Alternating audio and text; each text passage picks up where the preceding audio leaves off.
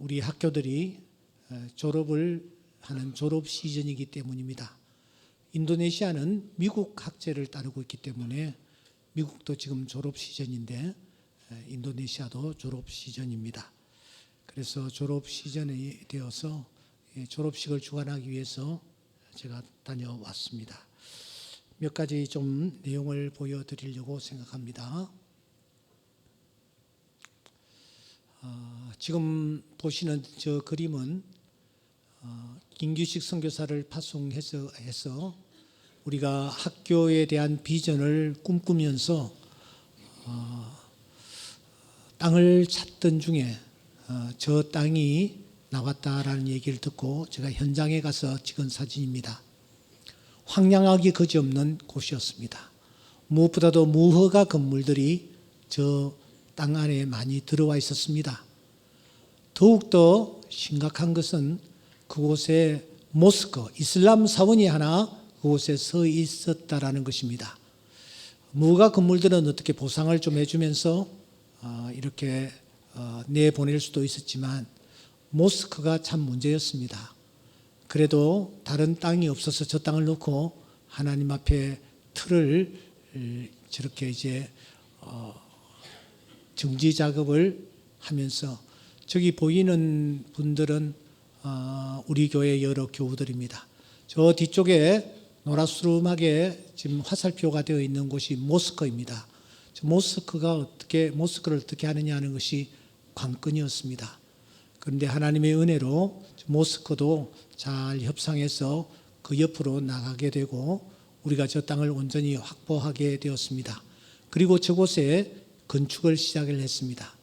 맨 처음 세운 건물입니다. 선교센터와 1층의 유치원을 같이 할 수 있는 그런 선교센터였습니다. 선교센터를 세우고 난 뒤에 초등학교를 다시 세웠습니다.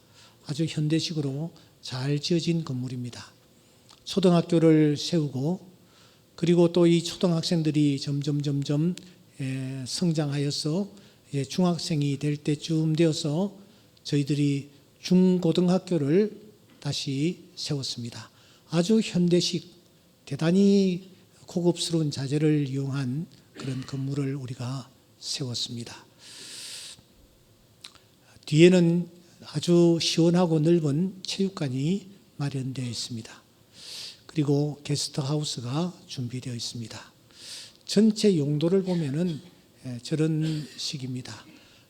이번에도 가서 보니까 운동장이 아주 잔디가 잘 깔리고 또 관리를 잘해서 아주 좋은 롱그라운드가 형성되어 있고 캠퍼스 전체가 아주 아름답게 어우러져 있는 것을 확인할 수 있었습니다. 제가 멀리서 학교 건물을 좀 바라보았습니다. 숲으로 둘러싸인 아주 조용한 그런 곳에 우리 선교센터가 마련되어 있습니다. 저곳에서 이제 졸업식을 하게 되었는데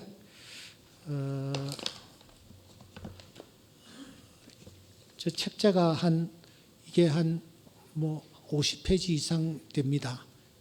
인쇄가 잘 되어 있는 책자이고 그리고 여기 순서지 같은 것들도 잘 인쇄가 되어 있는 것을 볼 수 있습니다. 유치원 졸업식이 있었습니다.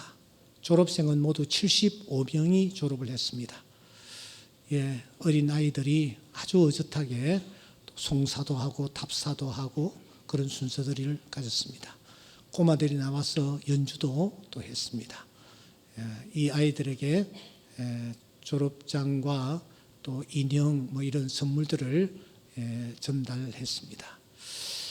그리고 그 아이들 중에서 또 성적이 좋은 아이들 엄선을 하여서 또 이렇게 시상을 했습니다. 인도네시아는 화폐 단위가 루피아인데 우리나라 돈으로 환산을 해보니까 한 10대 1, 그러니까 65만 루피아는 우리나라 돈으로 6만 5천 원 정도 된다고 보면 될 것 같아요. 주민들, 학부모들이 아주 많이 참석을 했습니다. 저는 네 차례에 걸쳐서 똑같은 설교를 했습니다.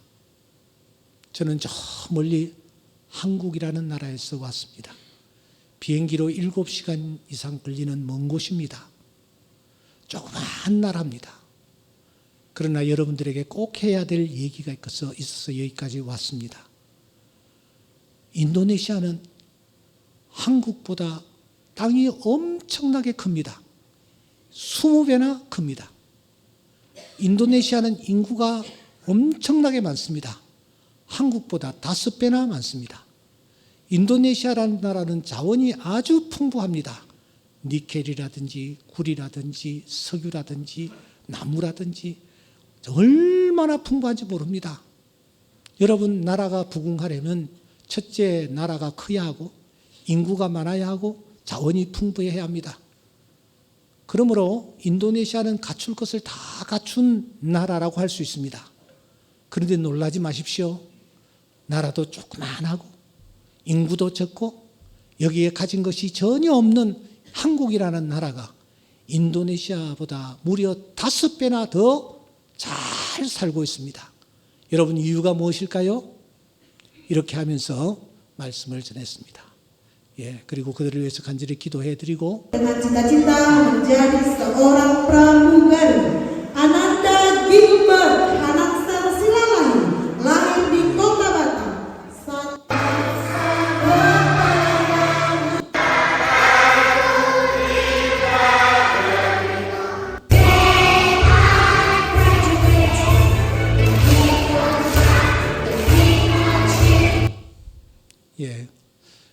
초등학교 졸업식입니다. 초등학교는 101명이나 이번에 졸업을 하고 많은 학생들이 이렇게 또 상을 받기도 하고 이들에게 또 메시지를 전했습니다. 학생들이 서서 인도네시아 국가를 아주 정성을 다해서 부르는 것을 볼 수 있었습니다. 졸업생들입니다.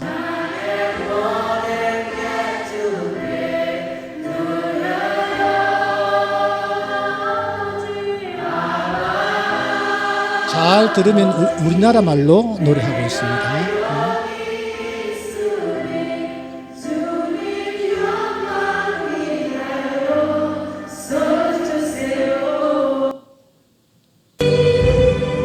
중학교 졸업식입니다. 저 장면이 참 감격스러운데 유치원도 그렇고 초등학교도 그렇고 중학교, 고등학교도 다 그랬습니다. 졸업생들이 그 자리에 참석한 아버지, 어머니를 찾아가서 감사하다고 노래를 부르고 그리고 껴안고 같이 이렇게 포옹을 하면서 그 눈물을 서로 흘리는, 학생들도 고맙다고 하면서 눈물을 흘리고 또 부모님들도 그런 자녀를 바라보며 감격해하며 눈물을 흘리는 모습이 참으로 인상적이었습니다. 저런 모습은 우리가 좀 본받아야 되지 않겠나 그런 생각을 했습니다. 고등학교 졸업식입니다.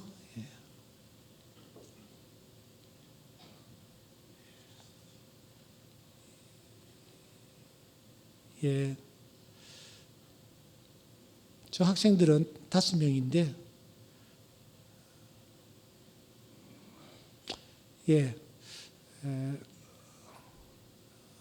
관계자들이고 졸업생들입니다.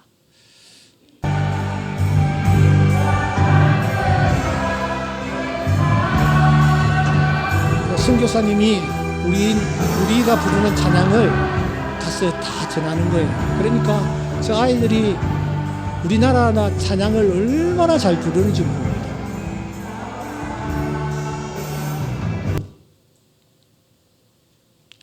종교성 관계자들이 와서 인사를 나눴습니다.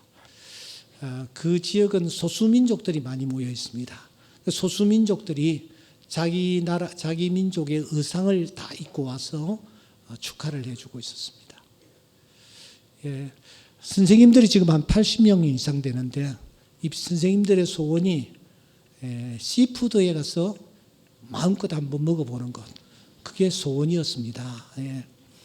그래서 그 얘기를 듣고 제가 우리 선생님들을 모시고 시푸드점, 상당히 규모가 있는 곳인데 그곳에 갔습니다. 마음껏 한번 먹어보라고.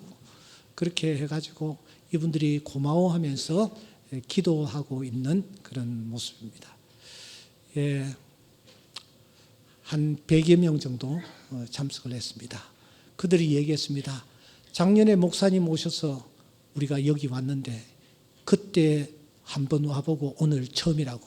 1년 만에 왔다라는 뜻이 되겠죠. 그 옆에 식당 앞에 야자수 나무가 있기에 그 야자수 나무에서 기념 촬영을 했습니다. 당신의 하나님의 오랜 하늘 있는 축복의 공로 당신의 통하여서 이렇게 행사들을 마무리하고 제가 숙소로 돌아왔습니다. 그리고 이제 떠나기 위해서 가방을 챙겼죠. 1시간 정도 후면은 이제 그 숙소를 떠나야 되는 상황이었습니다. 짐을 챙겨놓고 제가 가지고 간 이 성경책을 폈습니다. 그리고 조용한 방에서 성경을 열었습니다. 물론 계시록 19장이었습니다. 돌아가는 인생이구나. 내가 아무리 여기 머물려고 해도 가야만 하는 인생이구나 하는 것을 절감하면서 계시록 19장을 폈습니다. 그리고 아무도 없는 그런 방이었기에 낭낭하게 소리를 내어서 읽을 수가 있었습니다. 처음에 한번 쭉 읽고 다시 두 번째 한번 쭉 읽고 다시 또 세 번째 쭉 읽는 순간 놀라지 마십시오. 제 귀가 열리는 것 아닙니까? 귀가 열리면서 소리가 들렸습니다. 그것은 찬송 소리였습니다. 할렐루야를 찬양하는 소리였습니다. 성경을 살펴보십시오. 1절과 3절과 그리고 6절에 할렐루야 찬양하는 찬양의 소리가 들렸습니다. 다시 또 한 번 읽었을 때에 이번에는 제 눈이 열렸습니다. 제 눈이 환하게 열렸습니다. 성경을 주목하시기 바랍니다. 11절에 내가 보니, 17절에 내가 보니, 19절에 내가 보니 사도 요한이 눈이 열렸듯이 제 눈이 열리는 것입니다. 다시 성경을 읽는 중에 제 귀가 열리고 제 눈이 열렸더니 전에 깨닫지 못했던 놀라운 사실을 깨닫고 다시 보게 되는 것입니다. 그것은 무엇이냐? 옷에 관한 스토리였습니다. 여러분 다시 한번 성경을 보시기 바랍니다. 8절에 옷이 나옵니다. 13절에 옷이 나옵니다. 그리고 14절에 옷이 하나 등장을 하는 것입니다. 귀가 열릴 때도 할렐루야가 3번이었습니다. 눈이 열릴 때도 그가 본 것이 3번이었습니다. 그리고 귀와 눈이 열렸을 때에 확인할 수 있었던 옷도 3 종류의 옷이 등장하는 것을 확인할 수가 있었습니다. 첫 번째 할렐루야는 구원에 대한 감사와 감격의 찬양이었습니다. 두 번째 할렐루야는 소리가 나지를 않습니다. 단지 연기가 올라갈 뿐입니다. 세세토록 올라갈 뿐입니다. 그런데 그 연기를 바라보면서 하늘의 영물들이 하나님 앞에 영광을 돌리고 있습니다. 이유가 무엇일까요? 우리를 위하여 친히 제물이 되시어 연기로 화하신 주 예수 그리스도, 그분이 연기로 올라가고 있는 것을 이들은 확인할 수 있었기 때문입니다. 마지막 할렐루야에는 혼인잔치집에서 벌어지는 것을 우리가 확인할 수가 있습니다. 성경에서 잔치, 특히 혼인잔치는 풍요로움과 기쁨과 즐거움을 뜻하는 메타포입니다. 그림이라는 것입니다. 그 잔치에서는 언제나 주님이 신랑이시며 주인이십니다. 그래서 주님이 이 땅에 오셨을 때에 하늘의 허다한 천군과 천사들이 아기 예수의 나심을 축하하며 찬양했습니다. 그 주님이 공생애를 여러분 혼인잔치 집에서 처음 시작하셨다는 사실을 잊지 않으실 것입니다. 그런데 그 혼인잔치 집에 걱정과 근심이 가득 찼습니다. 왜냐하면 포도주가 모자랐기 때문입니다. 그때 주님은 그곳에 포도주를 새로 만들어 주심으로 기쁨과 즐거움을 다시 회복시켜 주셔서 온전한 혼인잔치가 되게 하신 것입니다.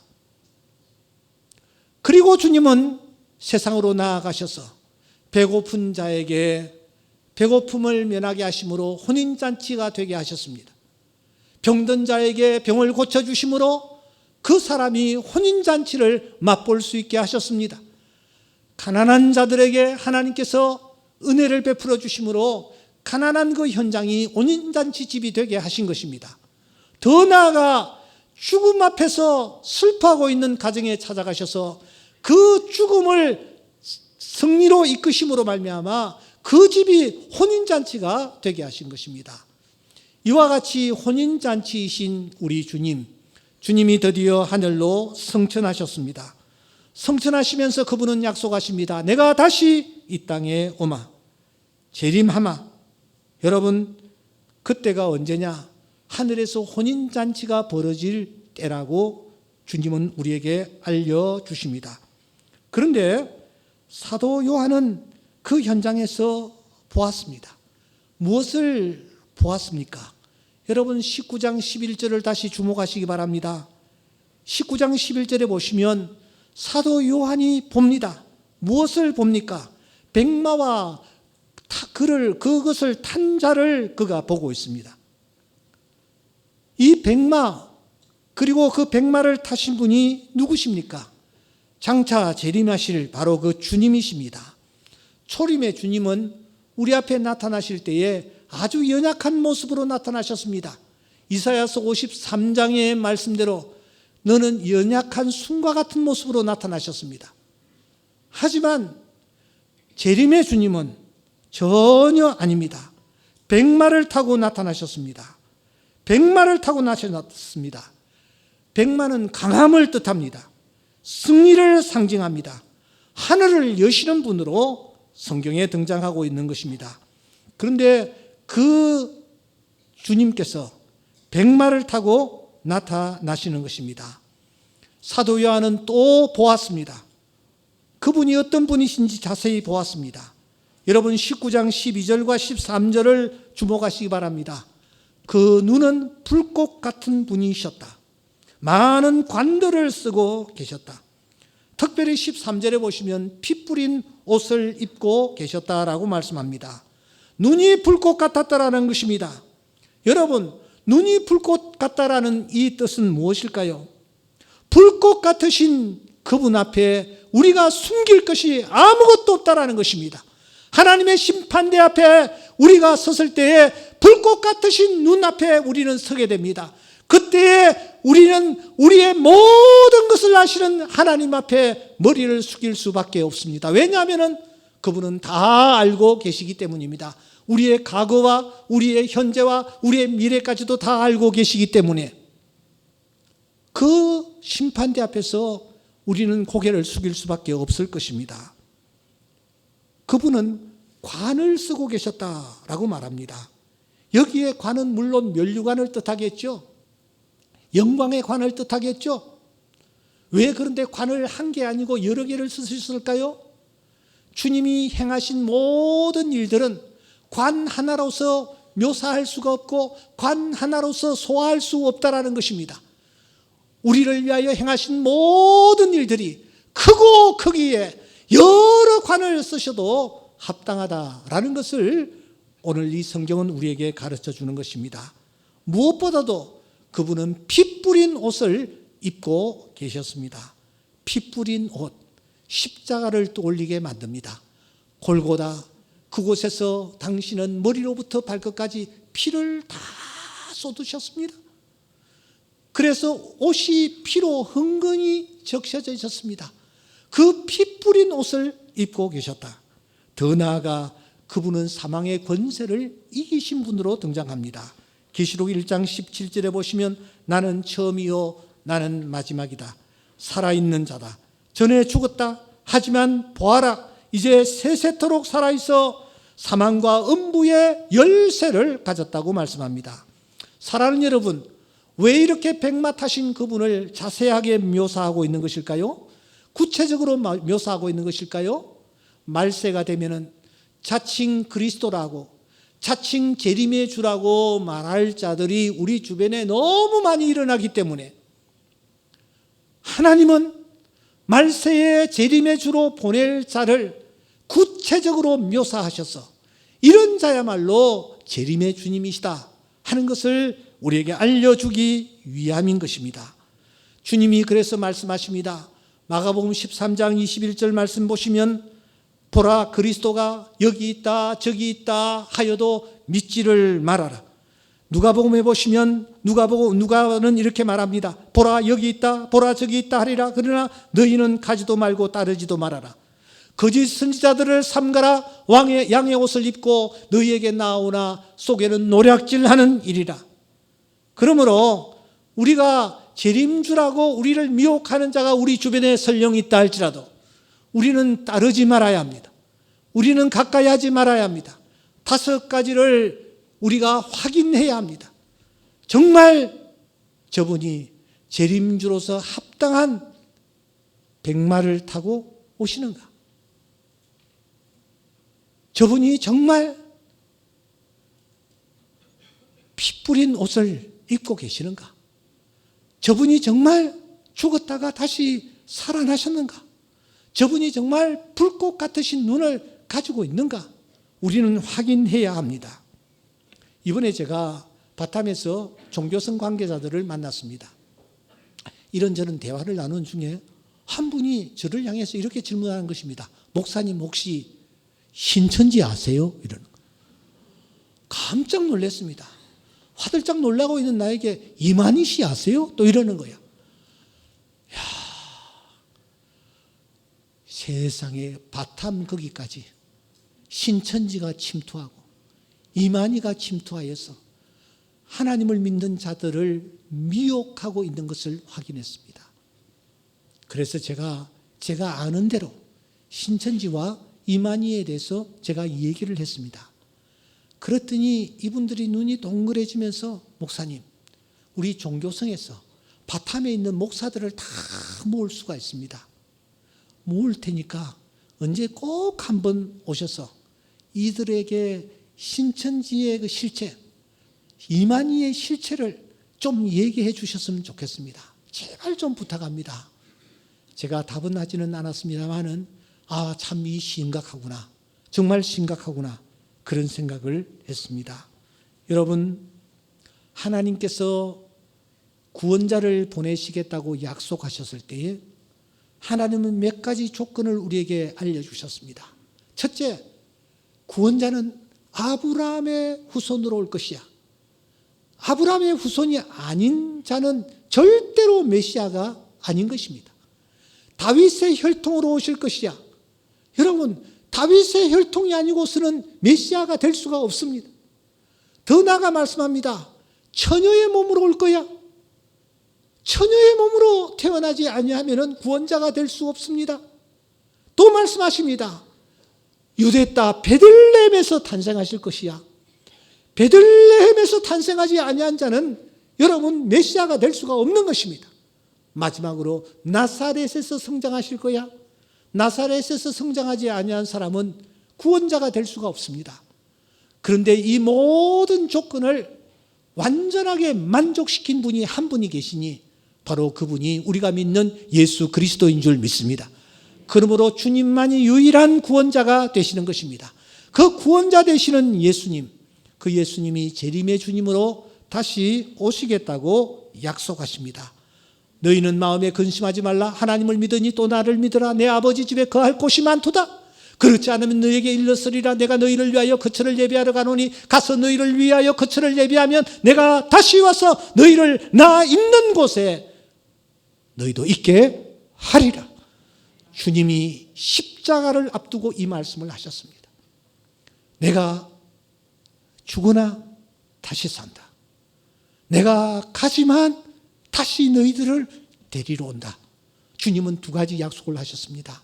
그리고 우리 주님이 십자가에서 피 흘려 돌아가셨습니다. 완전히 사망하셨습니다. 데텔레스타에 하시면서 그 영혼이 떠나셨습니다. 그런데 놀라운 사건이 일어났습니다. 3일 후에 그 예수님께서 무덤의 문을 활짝 여시고 우리 앞에 나타났습니다. 바로 그때 두 천사가 이렇게 증언을 하고 있는 것입니다. 두려워하지 말라. 어찌하여 살아있는 자를 죽은 자 가운데서 찾느냐? 여기 계시지 않고 살아나셨느니라. 할렐루야. 주님은 말씀하신 대로 살아나셨습니다. 그 주님이 하늘나라에 가시면서 말씀하십니다. 내가 가지만 다시 오마. 드디어 그 주님이 성천하실 때에 성천하시는 그 현장에 다시 두 천사가 나타나서 이렇게 말합니다. 갈릴리 사람들아, 어찌하여 서서 하늘을 쳐다보느냐? 너희 가운데서 하늘로 올려오신 이 예수는 하늘로 가심을 본 그대로 오시리라. 죽음 앞에서 다시 살아나신 주님, 말씀하신 대로 다시 이 땅에 오게 되실 줄 믿습니다. 분명히 주님은 오시겠다고 약속하십니다. 계시록 22장 7절 말씀을 기억하십니까? 보라, 내가 속히 오리라. 22장 12절 말씀, 보라, 내가 속히 오리라. 20절 말씀, 내가 진실로 속히 오리라. 이렇게 주님께서 다시 오시겠다고 약속하십니다. 그 말씀을 받은 사도 요한은 무엇이라고 반응을 보입니까? 아멘, 주 예수여 오시옵소서. 아멘, 아멘, 아멘. 주 예수여 오시옵소서. 볼지어다 그가 구름을 타고 오시리라. 각 사람의 눈이 그를 보겠고 그를 찌른 자도 볼 것이요 땅에 있는 모든 족속이 그로 말미암아 애곡하리니 그러하리라. 아멘. 사랑하는 성도 여러분, 그래서 초대교회 성도들은 캄캄한 카다콤이라는 곳에서 생활을 하면서도, 불빛 하나 들어오지 않는 캄캄한 곳에서 생활하면서도 어쩌다가 믿음의 성도를 만나면 그들은 악수를 하고 아니면 포옹을 하면서 그들은 이런 인사를 나누었다고 합니다.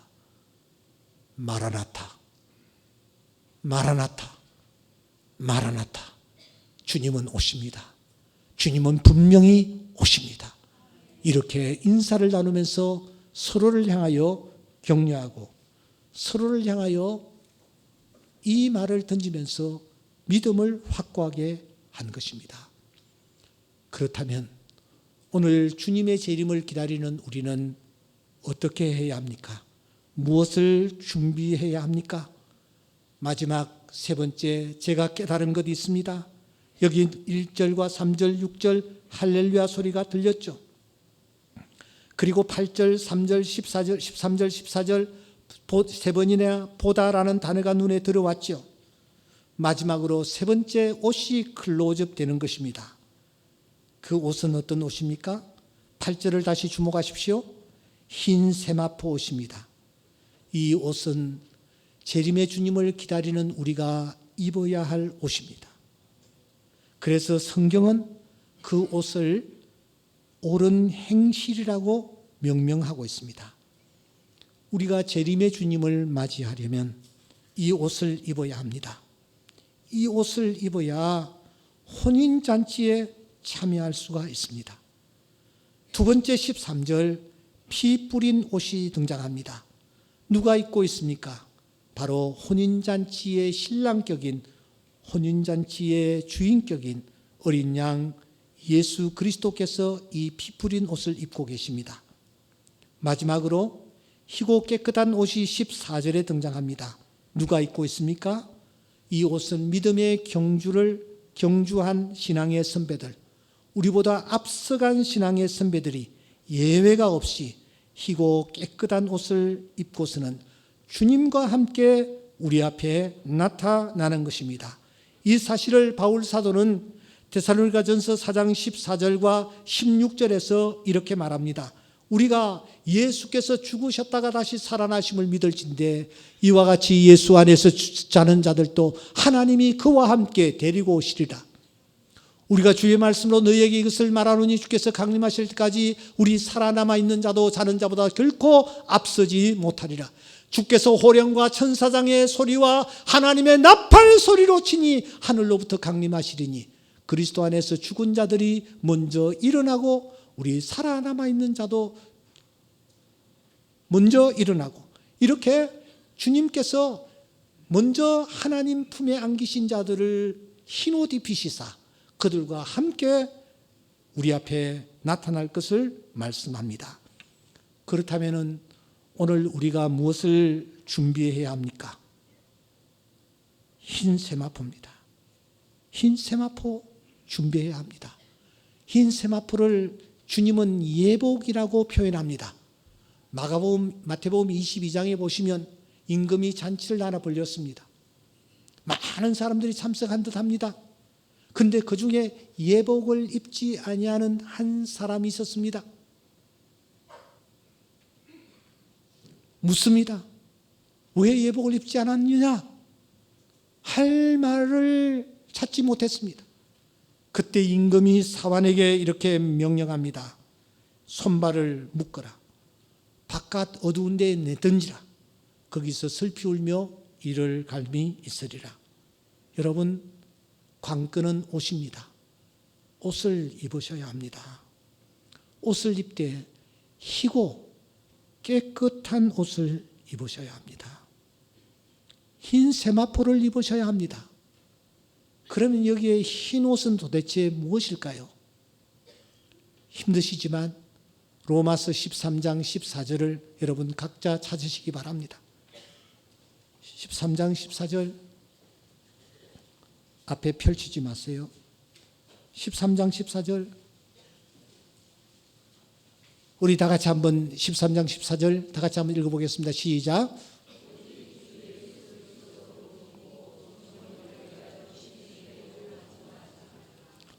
오직 뭐요?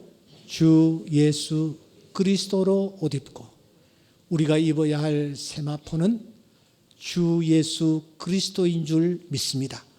주님이 나의 허물과 죄를 위하여 십자가에 못 박혀 돌아가셨다라는 이 사실을 인정하며 그 앞에서 무릎을 꿇고 주님을 바라보는 자에게 주님께서는 흰옷을 입혀주셔서 우리로 하여금 마지막 때에 담대하게 하나님 앞에 설 수 있는 자가 되게 하여 주실 줄 믿습니다.